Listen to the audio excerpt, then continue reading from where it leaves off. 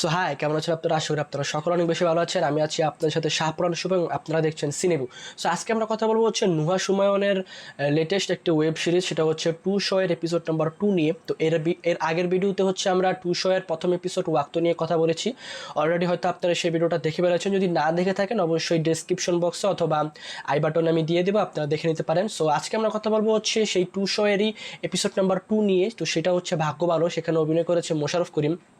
So এখন আমরা দেখার চেষ্টা করবো যে আসলে ভাগ্য ভালোর কতটুকু ভাগ্য ভালো হলো, সেটি আমরা দেখার চেষ্টা করবো। সো প্রথমে যদি আমি ভাগ্য ভালোর গল্পটা নিয়ে কথা বলি, এখানে একজন জ্যোতিষীর গল্প দেখানো হয়েছে। সেখানে হচ্ছে মোশাররফ করিম একজন জ্যোতিষী থাকে। তো সে হচ্ছে যে মানুষের হাত দেখে মানুষের ভাগ্য বলে দিতে পারে, অর্থাৎ মানুষের ভবিষ্যৎ বলে দিতে পারে।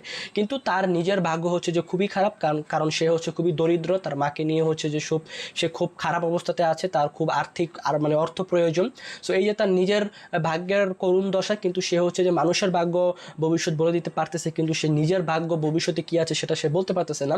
সো এই মানে গল্পটাতে এভাবে বোঝানো হয়েছে যে আসলে নিজের হাত দেখা আসলে উচিত না। আসলে সে যখন হচ্ছে যে অন্য মানুষের হাত দেখে, তখন তাকে সেই মানুষগুলো বলে যে আসলে আপনি নিজের হাত দেখতেছেন না। তো তখন সে বলে হচ্ছে যে আসলে নিজের হাত দেখা মানে যায় না। সো একটা সময় গিয়ে হচ্ছে যে সে যখন তার অবস্থা খুবই খারাপ হয়ে যায়, তো সে হচ্ছে যে একটা রিস্ক নেয়। তো রিস্কটা হচ্ছে যে সে নিজের হাত নিজে দেখে, অর্থাৎ নিজের হাত নিজে সে পরে, নিজের ভাগ্যটা দেখে তার ভবিষ্যতে কি আছে। সো যদিও এটা গল্পতে দেখানো হয়েছে নিজের হাত দেখা একটা অপরাধ, এটা দেখা আসলে উচিত না। সো এই যে তার নিজের হাত যে নিজে দেখলো, এই ঘটনার পরে হচ্ছে তার সাথে কিছু অদ্ভুত ঘটনা ঘটে। সচরাচর আমরা প্রত্যেকটা এপিসোডে আমরা এরকম দেখতে পাই।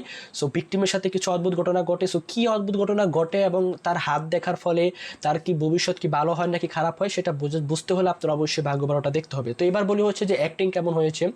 আসলে মোশাররফ করিমের অ্যাক্টিং নিয়ে কথা বলার কোনো দরকার নেই, কারণ মোশাররফ করিম আপনারা জানেন সচরাচরই সে খুব ভালো অভিনয় করে। যদিও এইটা শুধুমাত্র মোশাররফ করিমের উপরই কেন্দ্র করে তৈরি করা হয়েছে এবং তার মা ছিল। সো এখানে মোশাররফ করিম একাই অভিনয় করেছে এবং সে পর্যাপ্ত অভিনয় করার সুযোগ পেয়েছে। এই প্রথম এপিসোডে আমি বলেছিলাম যে 5টা ক্যারেক্টার থাকার কারণে খুব বেশি অভিনয় করার সুযোগ ছিল না, কিন্তু এটাতে যেহেতু শুধুমাত্র মোশাররফ করিম ছিল, এই কারণে মোশাররফ করিম তার অ্যাক্টিংটা পুরোপুরি আমাদের দেখাইতে পারছে। কিন্তু প্রথম এপিসোডটা আমার কাছে খুবই ভালো লেগেছিল, কিন্তু সেই তুলনায় দ্বিতীয় এপিসোডটা আমার কাছে খুব একটা ভালো লাগেনি। তার কারণটা হচ্ছে দ্বিতীয় এপিসোডে গল্পটা আসলে খুব একটা ইন্টারেস্টিং লাগেনি, খুব একটা গা ছমছম করার বিষয় ছিল না। যদিও আপনারা জানেন যে এই পেট কাটা শো অথবা টু শো এটা একটা হরর এলিমেন্ট কন্টেন্ট। যদি হরর প্রথম এপিসোডটা হরর ছিল না, কিন্তু তারপরে একটা সাইকোলজিক্যাল থ্রিলার রাখার চেষ্টা করছে এবং হচ্ছে যে আমি বলছিলাম যে শেষ 10-15 মিনিট হচ্ছে যে কিছুটা গা ছমছম ব্যাপার স্যাপার ছিল, কিন্তু এপিসোড নাম্বার 2-তে সেই হরর এলিমেন্ট তো ছিলই না এবং গা ছমছম করার মতো কোনো ব্যাপার ছিল না। কিন্তু ডায়লগ বা স্ক্রিপ্ট রাইটিং খুবই ভালো ছিল, কিন্তু গল্পটাকে হচ্ছে যে ওই যে হরর বা সাইকোলজিক্যাল থ্রিলার বা গা ছমছম বা টুইস্ট বা থ্রিলিং ওই বিষয়টা গল্পতে ছিল না। এছাড়া হচ্ছে যে এখানে মানে আমি বলবো যে প্রোডাকশন কোয়ালিটি খুবই বাজে ছিল, কালার গ্রেডিং, তারপরে দেখতে মানে স্ক্রিনে দেখতে খুব একটা বেশি ভালো লাগতেছিল না।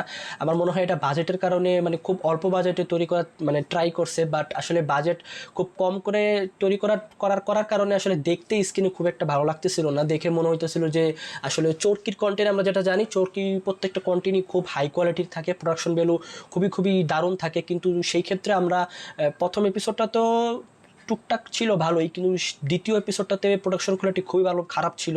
আসলে দেখতে বেশি একটা ভালো লাগতেছিল না এবং সব কিছু মিলিয়ে আসলে দ্বিতীয় এপিসোডটা আমার কাছে খুব একটা ভালো লাগেনি। তো গল্পটা আমার কাছে মনে হয় গল্পতে আসলে ওইরকম এলিমেন্ট ছিল না যে মানুষ আশ্চর্য হবে অথবা মানুষের গা ছমছম করবে। জাস্ট এটা নর্মাল জ্যোতিষের গল্প দেখানো হয়েছে। আর ডিউরেশন নিয়ে আর নতুন করে কিছু বলার নেই, এটা প্রত্যেকটা গল্পই হচ্ছে ডিউরেশন খুবই কম, ওইরকম কোনো ব্যাক স্টোরি নাই। এই কারণে আসলে এই এপিসোড নাম্বার 2টা খুব বেশি ভালো লাগেনি। যদি এটাকে রেটিং দেয়, আমি এটাকে রেটিং দেবো হচ্ছে 10/6। এর বেশি আসলে আমি দিতে পারতেছি না। সো আপনারা যারা দেখেননি তারা আই হোপ দেখবেন আমার রিভিউটা দেখে। আর যারা আপনারা অলরেডি সিরিজের এই দ্বিতীয় এপিসোডটা দেখেছেন ভাগ্য ভালো, আপনারা অবশ্যই কমেন্ট করে জানাবেন যে আসলে আপনাদের কাছে কেমন লেগেছে। আমার কাছে কেমন লেগেছে আমি সেটা অবশ্যই পুরো ভিডিওতে বলার চেষ্টা করেছি। সো আজকের ভিডিওটা এই পর্যন্তই। দেখা হবে নেক্সট ধামাকাদার একটা ভিডিওতে, সেটা হচ্ছে খুব শীঘ্রই দেখা হবে স্কুইড গেমের রিভিউ নিয়ে। আমি খুব এক্সাইটেড। আজকে হচ্ছে যে স্কুইড গেম সিরিজটা রিলিজ পায়। সো খুব শীঘ্রই স্কুইড গেম দেখে সেই রিভিউ নিয়ে চলে আসবো।